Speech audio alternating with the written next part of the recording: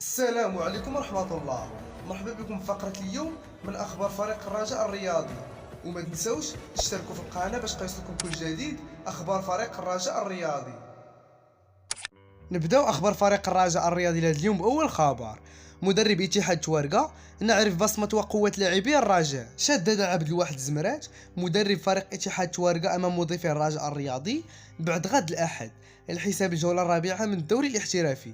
وقال الزمرات في حوار مع موقع كورة: بالفعل ستكون مباراة قوية لأننا نعرف بصمة وقوة لاعبي الرجاء، لكننا سنلعب على حظوظنا من أجل تسجيل نتيجة إيجابية بعد التعثر الأخير. ويسعى فريق اتحاد توارقة للعودة بنتيجة إيجابية من المدينة الدار البيضاء أمام الرجاء لتجاوز هزيمته في الجولة الماضية أمام نهضة بركان، في الوقت الذي سيدخل الرجاء الرياضي المباراة لتحقيق الفوز الغائب على الفريق منذ الجولة الأولى من الدوري الاحترافي. يشار أن مباراة الرجاء واتحاد توارقة ستجرى الأحد على أرضية مركب محمد الخامس بداية من الساعة 7:15 بتوقيت المملكة المغربية.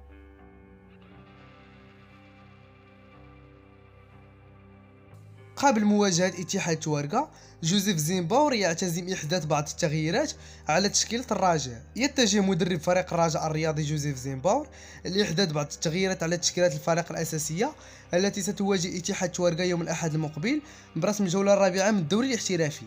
ومن المرتقب أن يجري زيمباور بعض التغييرات على مستوى اختياراته في ظل عدم اقتناعه بمجموعة من اللاعبين الذي شاركوا بشكل أساسي في المباريات الثلاثة الماضية. وكشفت بعض المصادر أن المباراة القادمة أمام اتحاد توارقة ستشاهد اختيارات جديدة من زيمباور، مشيرا إلى احتمالية مشاركة كل من أدم النفاتي والمهدي مبارك.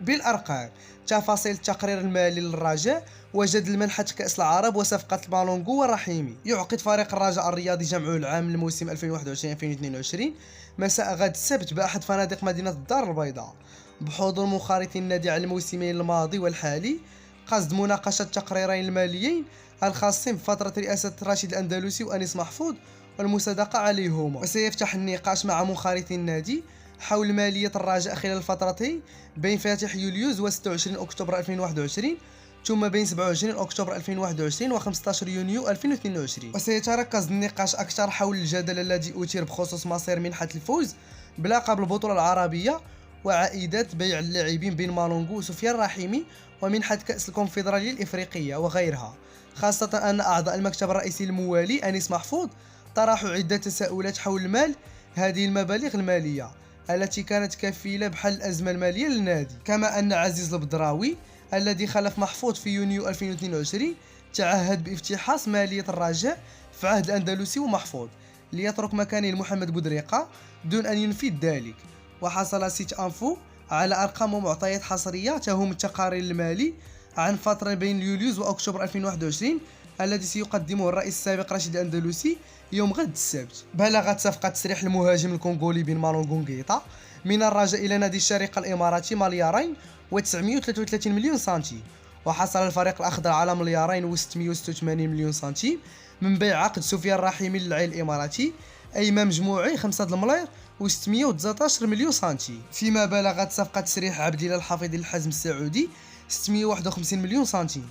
كما حصل الرجاء على منحة بقيمة 477 مليون سنتيم من العصبة الاحترافية و200 مليون سنتيم كمنحة من جماعة الدار البيضاء و389 مليون سنتيم من واجبات الانخراط في النادي و162 مليون سنتيم قيمة عائدة مدرسة الرجاء لكرة القدم. أما منحة فوز الفريق الأخضر بلقب البطولة العربية التي أثارت ضجة كبرى والتي قدرت ب6 الملايير سنتيم فقد بلغت حسب المعطيات الواردة قرابة 3 المليار و920 مليون سنتيم فقط، وذلك بعد اقتطاع نسبة 10% التي حصلت عليها الجامعة الملكي المغربي لكرة القدم من الاتحاد العربي للعبة، بالإضافة إلى دين بقيمة 730 مليون سنتيم أعاده الرجاء إلى الجامعة التي دعمت الفريق في مناسبتين سابقتين في عهد الرئيسين جواد الزيات ورشيد الأندلسي لأداء بعض النزاعات التي أثقلت كاهل النادي وكادت أن تتسبب له في عقوبة المنع من إجراء تعاقدات جديدة. ولم يحصل فريق الرجاء الرياضي على منحة الفوز بلقب كأس الكونفدرالية كاملة،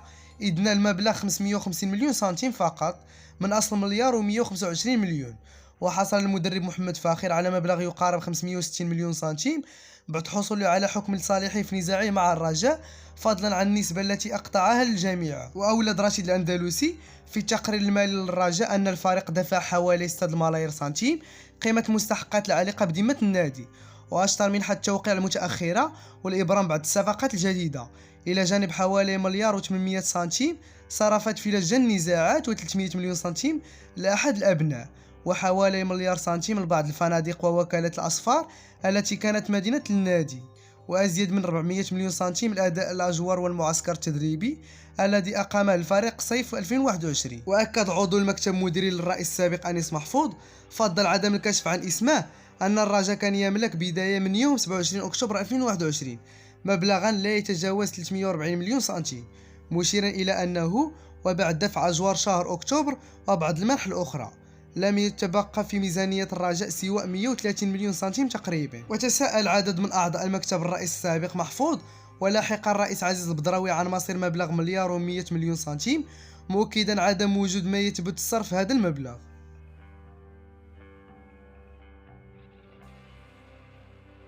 السوبر ليج يبقي الرجاء والوداد في ملعب دونور. تلقى فريقين الرجاء والوداد الرياضيين أخبار سارة بخصوص ملعب مركب محمد الخامس بالدار البيضاء الذي كان تقرر في وقت سابق إغلاق أبوابه في وجه الفريقين ما تم شهر شتنبر الجاري. وأعلن عبد اللطيف الناصيري نائب رئاسة جماعة الدار البيضاء والمفوض في قطاع الثقافة والرياضة تأخير إغلاق مركب محمد الخامس بالدار البيضاء لما يقارب 5 أسابيع بسبب مشاركة الوداد الرياضي في السوبر ليج الإفريقي، وتم اتخاذ قرار تأجيل إغلاق دونور لما بعد 8 من شهر نوفمبر المقبل بعد مشاورات عدة بسبب غياب ملعب مؤهل وقادر على احتضان مباريات الوداد في المسابقة المذكورة. وكانت جماعة الدار البيضاء بمعية وزارة التربية والتعليم الأولي والرياضة قد وقعت اتفاقية شراكة مع شركة سونارجيس لإعادة تأهيل وتدبير مركب محمد الخامس بالدار البيضاء، علما أن مدة الأشغال لا تقل من 20 شهر.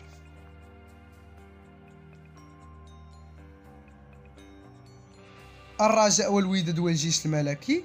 الاتحاد الدولي للتاريخ والإحصاء يكشف عن التصنيف العالمي. أفصح الاتحاد الدولي للتاريخ والإحصاء عن تصنيف الأندية على المستوى القاري والعالمي في الفترة الممتدة ما بين فاتح شتنبر 2020 و 31 غشت من السنة الحالية. ووفق التصنيف يحتل الوداد الصدارة وطنيا والمركز الثاني إفريقيا و51 عالميا ب 155 نقطة، متقدما على بروسيا دورتموند الألماني وأندية أخرى بارزة كاريال بيتيز وريفل بليت الأرجنتيني، في حين جاء فريق الجيش الملكي في المركز الثاني وطنيا والخامس إفريقيا و79 عالميا ب 135 نقطة، فيما يحتل فريق الرجاء العالمي المركز الثالث وطنيا والسادس إفريقيا و84 عالميا ب 131 نقطة. ويحتل الفريق الأهلي المصري الصدارة القارية متواجدا في المركز السادس عالميا ب 363 نقطة، متفوقا على بايرن ميونخ الألماني ومانشستر يونايتد الإنجليزي ونابولي الإيطالي وبرشلونة الإسباني.